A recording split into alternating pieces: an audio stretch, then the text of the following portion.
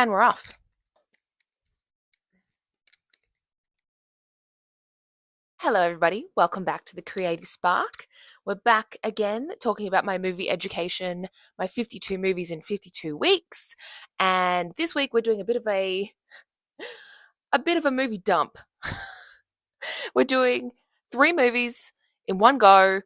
I'm very behind on my videos and in my movies. I'm still 2 weeks behind. Every week I'm like, I'm going to watch 2 movies this week. And then life gets busy and I get sucked into other things. Right now I'm deep in a Vampire Diaries rewatch. Like, I forgot how good that show is. Like, it's trash, but like it's so addictively good. It's the overall storyline is just epic. And the music and the costumes, like I'm down the rabbit hole. I'm down the rabbit hole and I really don't need to be talking about this right now because that's not the point of this movie. This video. We've got some chaotic ADHD energy today. We're not going to edit out things. We're just going to keep it moving. Yeah? Great. So, this week we are talking about 3 Oscar nominated films that I have watched. We're talking about Birdman. We're talking about Room. That's an intense watch. And we are talking about CODA. So Birdman was 2014, Room was 2015, and then CODA wasn't until 2021, 2022. So there is a bit of a gap there. But let's dive in. We'll go in order of when they were released. I've got my notes going on. I've got my cat. She's just running around. But let's just dive in. Let's start with Birdman. So, Birdman is a satirical black comedy drama directed by Alejandro Gonzalez Inarritu. Probably horribly mispronouncing that. Stars Michael Keaton as a washed-up actor famous for starring as a superhero called Birdman. And the movie follows him as he tries to produce and star in his comeback play while he's basically having a nervous breakdown. It has a killer cast. I'm not going to lie. It's got Zach Galifianakis, Edward Norton. Emma Stone was nominated for Best Supporting Actress in this, and Naomi Watts, plus lots of other people. But it is a star-studded cast. But what I would say about this film is that's not where it shines. Like, the actors were great, and like if it hadn't been for them, then it probably wouldn't have done as well as it did. Like, I thought they were all excellent, except for maybe Naomi Watts. I honestly couldn't tell if her acting just wasn't that great or if she was playing an actress who was a bad actress. So I can't tell if she was like just excellent because she was playing bad so well or if she just actually wasn't connecting to the character as much. I honestly was back and forth on that. But the highlight of this was the cinematography and the direction. The whole thing is set inside a New York theater. The entire thing is filmed in there. It goes out onto Broadway, into Times Square at some point, but like it doesn't leave Broadway, which is fascinating. And it is filmed because it is the process of a play being created. It literally films the director. What was his name again? The director Alejandro Gonzalez Inarritu. The way he films it in one shot. So, like you're doing a live production where you don't stop. It's just a constant flow. So, like, there are scenes where they just follow you through the actors through the theater into different rooms, through their lives, just constant one flow of movement. And as someone who comes from a theater background, I loved that because live theater doesn't stop. It is one constant flow of motion. You don't stop the takes as you move into a different scene. It just flows. Whereas like in a movie or a TV show, so like in the screen world, they do takes, like you do multiple takes usually, and you do one take in one room and it won't necessarily flow into the next scene. You will do them disjointed. Not that I've done a lot of screen acting, but like that's the understanding that I have, is that sometimes you might start filming the movie as you'll film it in the wrong order. And obviously there is breaks in this format, but a lot of it is filmed in like chunks are filmed in one take. And I thought that was genius. And that's why it won. It won because it was the direction and the cinematography of it was just genius, and no one had done it really like that. If there are other movies filmed like that, I would really like someone to tell me in the comments, because I would love to watch more concept movies like that. But it did win. So it won Best Picture, Best Screenplay, Best Director, and Best Cinematography. So it actually didn't win for any acting awards. It just won all of the actual behind the scenes awards, and that is why it was so good. Honestly, 2014, like the movies released in 2014 for the 2013 for 2014 awards, 87th Academy Awards was a really strong year. So it was the same year. So Grand Budapest Hotel, Whiplash, and Birdman, which I've watched all of them so far. It was a strong year for like cinematography overall. So yeah, I really enjoyed Birdman. I probably wouldn't watch it again. I enjoyed it. It's Poet just doing her zoomies. Um, Hello. Here she comes. Hello. There she goes. Um, do not play with that right now. With her toys, which are noisy. Is there a point to that? Anyway, I really enjoyed Birdman. I thought it was really well done. Not one of my favorite films ever.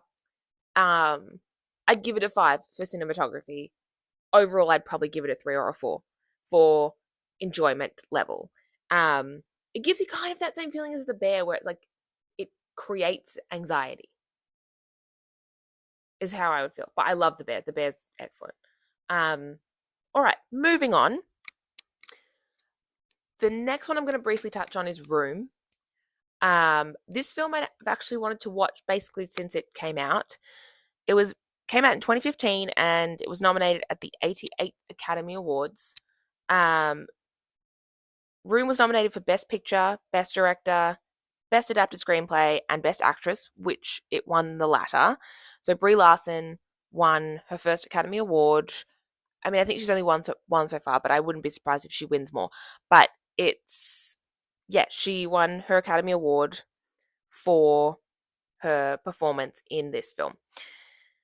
So this film stars Brie Larson as a young woman who was held captive for 7 years and had her 5-year-old son in captivity.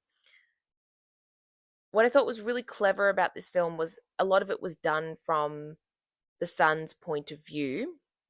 Most of it was done from the son's point of view, which was Jacob Tremblay. He's only 18 as of this moment. He was like 7 or 8 when they filmed that movie, and he was just outstanding. That's what I would say about this film. It was great in terms of like it's an adapted book, and it was excellent overall, but the acting was superb from everybody involved. Brie Larson and Jacob Tremblay were just phenomenal. Honestly, I found her performance a little lacking in the first like half, but once it got going, like it was an intense watch. So because you watched her go through some horrible, horrible things, which just shouldn't happen. But the first half of the film is set inside this room that she's not left for 7 years, and her son has never seen the outside world. It's just a tiny garage, basically like little bungalow space that this man has built, and has her locked in. And yeah, he doesn't know anything. Son doesn't know anything else. So he just walks around the room and says good morning to everything in the room. He says good night to everything in the room. He doesn't know anything else, except for what his mum's telling him about the outside world and what she remembers. So, and then it flips in the second half when they have quite a harrowing experience to get them out. Like they have to pretend that he is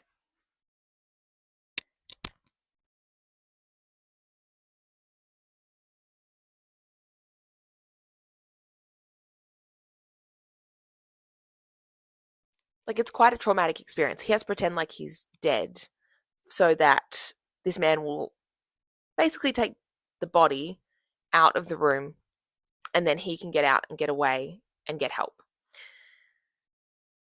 It's it's a sad story, but it's a story of hope, and this one was fantastic for acting. Again, I will never watch it again. That was way too much. Like, I'm really happy I watched it from, yeah, an acting and direction point of view. So like this, I forgot to say, this film was directed by Lenny Abrahamson, and written by Emma Donoghue. Um, so yeah, it was really well done. And I've watched quite a few pictures that I'm just like, I'm obviously watching through a lot of Oscar nominated films, and sometimes I watch and I'm like, I don't really understand. This one I got I got it. I definitely understood why it was nominated. So yeah, that's Room. That's all I'm going to say on it. It's a very intense topic. I don't really want to talk about it much. I enjoyed it. We'll never watch it again. Probably give it 5 stars for acting, but 4 overall because I think it's just a very intense watch. Okay, last one I'm going to talk about is CODA. Now, again, another one that I've been wanting to watch for a couple of years. This movie came out in 2021. It was written and directed by Cheyenne. Is that how you pronounce that? Sian. Hedda. And this is, oh, there she goes. Hi, poet. And I didn't know until I was looking up my notes earlier that this was a English language remake of a French Belgian film. It stars Amelia Jones as Ruby Rossi, and she is the only hearing member of her family who has aspirations of being a singer. Honestly, this was nominated for Best Picture, Best Supporting Actor, for Troy Kotsur, who is a deaf actor, and he won. And Best Adapted Screenplay. It was also the first. Sorry, yes, it won for these 3 awards. So it was also the first streaming platform film to win Best Picture, which was is like a huge for the like streaming community. That obviously community, the streaming platforms. We are obviously moving away from people going to the cinema because it's becoming too expensive to go. And so many things are becoming on demand on the TV, which I have whole thoughts about that, which we're not going to get into that. But what I will say about this film is, like, honestly, I found it a little slow. It was very slow to get going. It's an important film in the way that, like, we need more deaf representation in film. All the 3 deaf actors, like deaf portrayed characters, were played by deaf actors. And from what I've read, obviously I don't have anyone deaf in my life. I don't have a lot of reference to this. I'm just going off what I've been. Apparently, it had a bit of mixed criticism from the deaf community. Some really enjoyed it and said it was an honest and real portrayal, and other people found it as like the complete opposite, that it was, what are you doing? She's really just decided that she's having a moment today. Of course, she's been sleeping till I started filming. So the criticism was that it wasn't the portrayal of the deaf actors or the deaf characters was that they couldn't survive like without assistance from hearing people in 2021, which is not true. So honestly, it was like I enjoyed the film overall. I thought the deaf actors were phenomenal, especially Marley Martin, who played Jackie Rossi, who was the mother. They had her and Ruby had a really beautiful moment where Ruby asked her if she was disappointed that she wasn't deaf, and her mother sat her down and she was like, I was sad because I thought that we wouldn't be able to connect, which wasn't true. So it was a really beautiful film. I actually think it was let down a little bit by Amelia Jones. Um, she's a lovely actor. I think she was a little out of depth in this film. I don't think she connected that well. And I also felt like it was a little unrealistic in the way that she obviously she had a pretty singing voice. She had a pretty singing voice, but it wasn't strong. And it felt unrealistic to me at the end that she got into Berklee School of Music after singing for 6 months and the vocals were not that strong.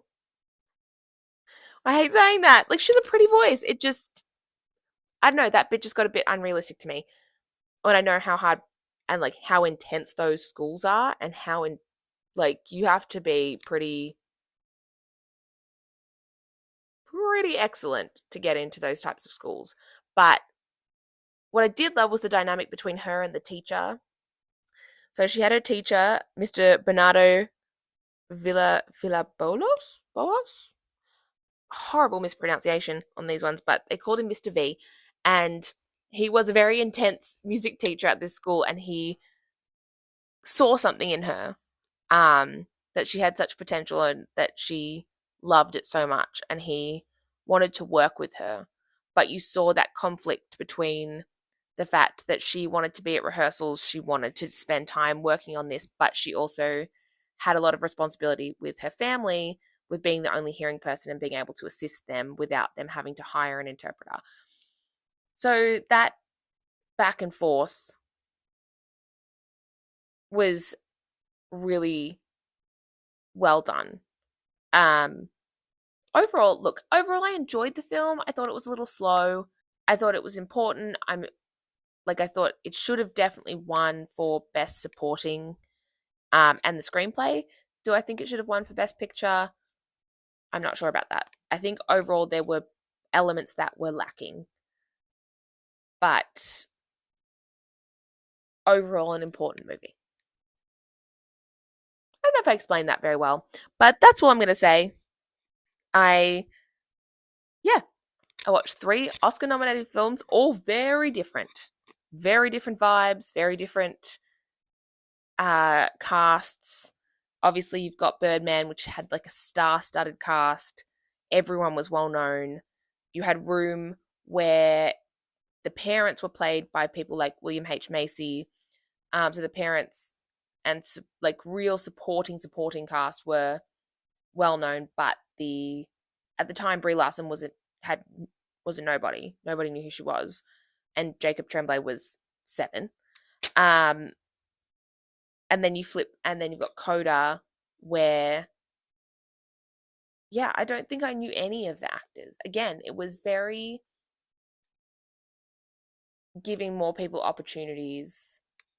The main girl had been in a couple of like a Netflix TV show that I had watched, but obviously the deaf actors, to my knowledge, didn't have a huge amount of bodies of work, which is like just from ableist and people not writing parts for them. But yeah, interesting. An interesting mix of films. So that's all I'm going to say today. We're going to wrap this one up. And yeah, let me know your thoughts if you've watched any of these films. If you have any thoughts or comments, please leave a comment below. And don't forget to subscribe for more films. I did just watch The Way We Were, which I have a lot of thoughts on that one. So that video will be coming soon. And then I think we're pretty much caught up. I will have, yeah, recorded on all the films I've watched. And I just need to get on top of actually watching the movies. So I hope you enjoyed this video. If you did, give it a thumbs up. Don't forget to subscribe. And I'm going to see you next time on The Creator Spark. Bye.